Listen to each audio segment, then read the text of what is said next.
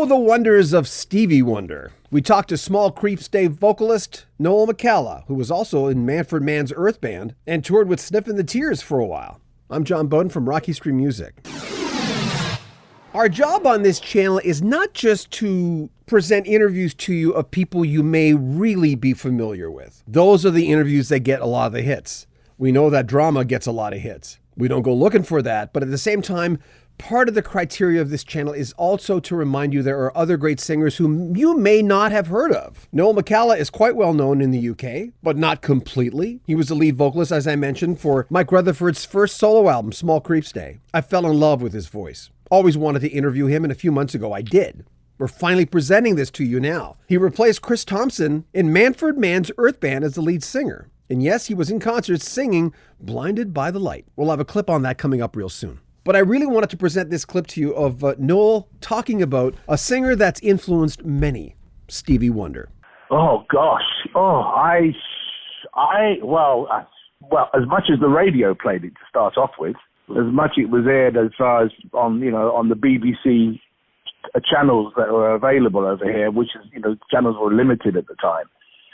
So from the time I started hearing them, I sort of thought, wow, this is something special. But then I kind of dipped out because I became involved with my own projects, with with bands and such. So it kind of filtered in and out. But every time I heard something come up on the radio, I thought, this is something. He's a genius, absolute genius. The sounds he was looking at and interpretation of his soundscapes, and his lyrics and all the aspects of his music just really grabbed me, just completely grabbed me. And I never in a million years would ever have thought that I would be doing Stevie Wonder live with some friends. In fact, it was a saxophone player that approached me, a guy called Derek Nash. He approached me and said, "No, do you want to do it?" And I literally says, You're mad. I says, do Stevie Wonder? Only an idiot would do Stevie Wonder. I told him. And he bugged me for 6 months, saying, would you do it? Would you do it? Would you do it? So I started to listen to some of the material he was suggesting, and I delved deeper into his mindset, really. I dived deeper into it, and I was still enjoying his music, even at the thought of having to perform them. It didn't make me dislike listening to the materials, thinking that the outcome was going to be me singing it badly. So we kicked it off, and it's about what now? It's about a year and nearly 2 years in, I think. And people are loving it. People are loving it. I don't sing it like Stevie Wonder. I just sing it the way I know how.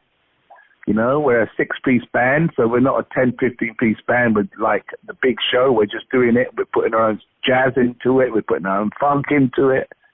We're doing all the things that all the other members of the band know how to do, and they come from all different types. Bass player Jonathan Noyce, he was with Jethro Tull, drummer with Mike Parsons, and all sorts of people from different ilks of music all come together because Stevie Wonder has become the common denominator in it all. They all love Stevie Wonder. What about Noel McCalla Quartet? What's that about? Well, the quartet is, I did an album years ago with a songwriter friend of mine called Brian Copsey. We did an acoustic album. We just called it acoustic. It's AKU. It's like a Germanic spelling of the word. And it was really just pleasant, and it would never date because it was acoustic, and that was in 2004 that was done. And I sort of hadn't been writing at all really that much, and it turned out that I was wanting to do something. In fact, a friend said, "No, you should do something new or do something else, it's been such a long time." So I went back and chose some of my more of the favored songs from that album that I liked, and I've put some of those songs in, and I've written a bunch more. So it's about half and half. Half of the stuff I've picked from a previous album, and then half of the stuff I've written in my own right.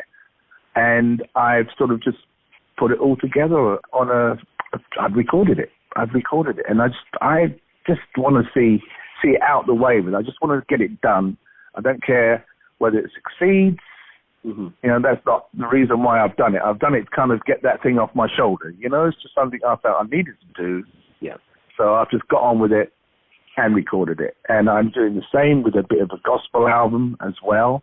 I just having a go, just my own interpretations of the meaning of gospel, you know, and that's in the pipeline as well. So, you know, I'm not a prolific writer. I've got caught up with doing so many things for so many different people that it sort of cramps any sort of style of my own, you know. But in my latter years, it's starting to come out of me. Yeah. You know? So all I say now is that I'm 63, but after that I say, who's counting? Well, it has to be done. I mean, I talk to musicians all the time, and I'll go, okay, people say you don't make money on releasing stuff, and they go, no, I'm doing it for the reason I wanted to do it in the beginning, not to get rich, not to be a rock star. Right. I'm doing it because I need to do it. That's right. That's it. That has to be the main purpose.